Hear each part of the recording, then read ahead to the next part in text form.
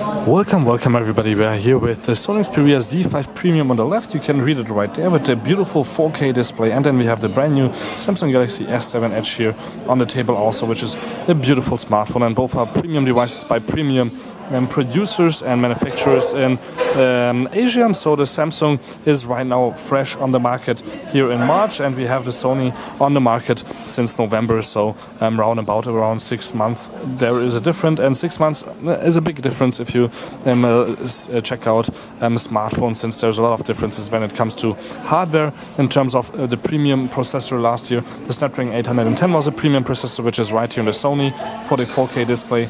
It's a quite premium and great device now, and we have a newer processor now by Qualcomm, which is called the Snapdragon 820, which is inside here now, and which is around about 30% faster. But you won't see the difference much if you go around the devices and compare them. So let's not talk about hardware very much. Let's compare them in terms of size, features, and what you get for your money. So let's start actually on the bottom, since both have the same display size. That's the main reason actually also why I'm comparing them. And you can see that here on the bottom already both have the same micro USB 2.0 connector, so no Type-C yet. But Samsung has a speaker, microphone and headset jack also on the bottom. Samsung has that in different spots, or actually Sony has that in different spots. Sorry for that. Then if you go to the next side, and actually even though the Sony looks thicker and it has the Xperia logo here right nicely on the side, the Sony is not thicker. The Sony is 0.1 millimeters thinner with, or actually no, they're about, so Samsung is 0.1 millimeters thinner with 7.7 compared to 7.8 here on the Japanese model. So volume rocker on the Samsung on the left. On the Sony we have here a little flap that you have to keep closed so it stays waterproof. Otherwise you have here the micro SD and the SIM card slot, so you can use this nicely for expanding your memory and obviously adding your phone card into it. With Sony we have the headset jack on the top, and Samsung has the SIM card and the micro SD here on top. So Samsung has now also the possibility to upgrade your internal storage. And then on the next side we have with Sony here the on and off switch with a fingerprint reader inside, volume rocker and a dedicated camera button. And Samsung only has the on and off switch here, nothing else. If you look at both on the back, both have this nice Gorilla Glass cover, Gorilla Glass 5 or 4 actually on the Samsung probably, and great cameras. The camera does not stick out on the Sony here, which is quite good. We only have a single flashlight by 23 megapixels with a sensor that's 1 by 2.3, so that's a quite big sensor here. Samsung has a also big sensor, but 1 by 2.6.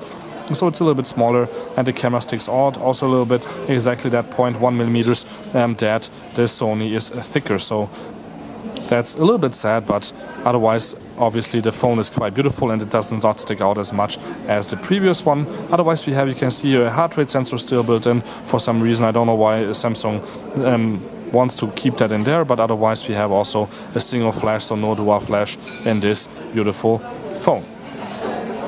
Let's turn them around again, and you can see definitely the design is different here, with the side corners being all round and nice to feel. The Sony has the exact same opposite.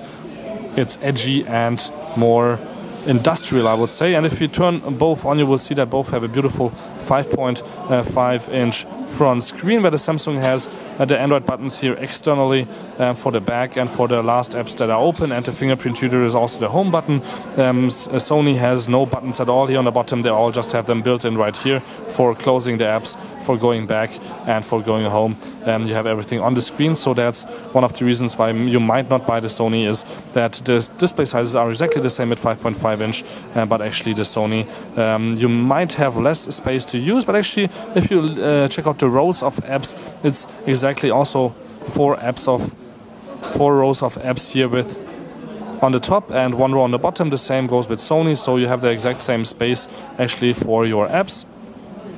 Also when you go to the app drawer, you can see here that it's the same amount and there's no difference at all, and you can also search and edit and do anything that you might want to do here in Android. So obviously Android is not that different, except for we have here on the Sony one still Android 5.1.1, while we have on Samsung already the Marshmallow 6.0 built in, which is maybe a little bit faster, a little bit different, but obviously there will be an upgrade coming to 6.0 for the Sony smartphones out soon. Which I haven't mentioned is the front camera. Both have 5 megapixels. There's a nicer aperture on the Samsung on the back and on the front with 1.7. It's the exact same on the back and on the front, so the low light capabilities are just a little bit better than on Sony. Sony has just 2.4 on the front and 2.0 on the back when it comes to aperture. So you have seen that the phones run the exact same speed, even though there's different RAM and different resolutions going on here and different processors. But if you, for example, open up the camera, they will open up on both quite quickly. The Sony was a little bit slower, and you can see already that the camera on the right is not only a little bit brighter, but also a little bit better when it comes to the wide angle. But in terms of quality, both are about the same. I would say that the Samsung is a little bit more smudged and does not look as good as the Sony on the left. So let me turn around the camera to compare the 12 megapixel with the 23. And you can see here the packages in the background. So if I take a picture of those, you can definitely see that the Samsung tries to focuses also quickly, but the Sony is just maybe a little bit faster when it comes to focus, or about the same speed if I turn around quickly.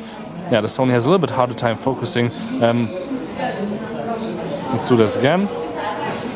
Seem to be about the same, but yeah, Samsung is just a little bit faster, but the wide angle on the Sony seems to be a little bit better with the bigger sensor. But for low light also the Samsung is a little bit brighter. We are on both in the auto feature, so I didn't change anything in the settings. This is what most people will use, and yeah, you can definitely see that Sony just fits more in the picture than the Samsung phone here with this. And let's just take a picture with both. Doesn't have to be the same thing, but let's see which one saves faster.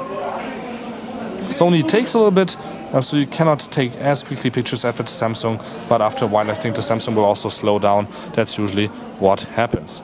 So enough of the camera testing, let's do a little bit of game testing. You see I have on both here Relic Run, which is a free app. You can try that also. It's a little bit like Temple Run, but with Lara Croft.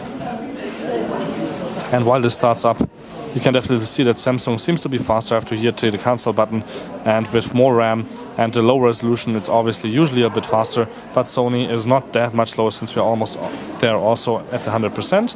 Here we go.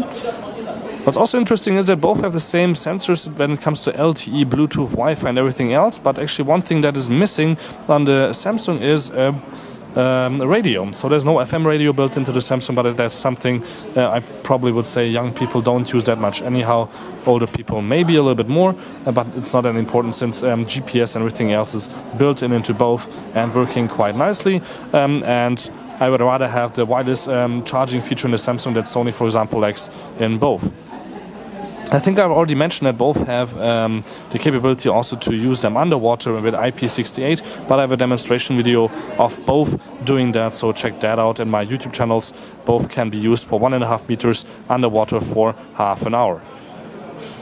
So you can see here Lara running quite nicely and quickly, and let's just jump over some things here. And you can see that the colors might be a little bit nicer actually on the Samsung on the right, and a little bit washed out on the left Sony, but I would say you only see that because they're directly next to each other. You won't be unsatisfied if you just use either or smartphone. You can see how quickly and nicely, no lags at all, both handle this game. I know it's not the best game or the best or highest graphics game, but I think the least people will play those actually on their phones, and so that's not that important for me to compare here. Yeah, and otherwise there's not much else to show except for both are beautiful, both have great cameras built in on the front and back, both have same nice features, but a little bit distinctive for Samsung is that they're wireless charging and actually the fingerprint reader on the front. Sony has a fingerprint reader on the side, has a little bit of a different design, and is also a little bit larger when it comes to length.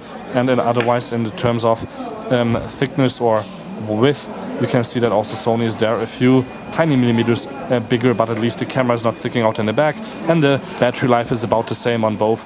So even though we have here 3006 and 3430 milliamps, I will not say that there's much of a difference when it comes to everyday use with LTE and standard apps. So this was the really short hands-on and review, or actually comparison, of the Sony Xperia Z5 Premium on the left with the Samsung Galaxy S7 Edge on the right. I hope you will like my little video. Thank you much for tuning in. Don't forget to subscribe to see more videos about both phones and all kinds of other things, not only phone but car and more. Till next time, thank you much for watching. My name is Balazs, and please tune in again.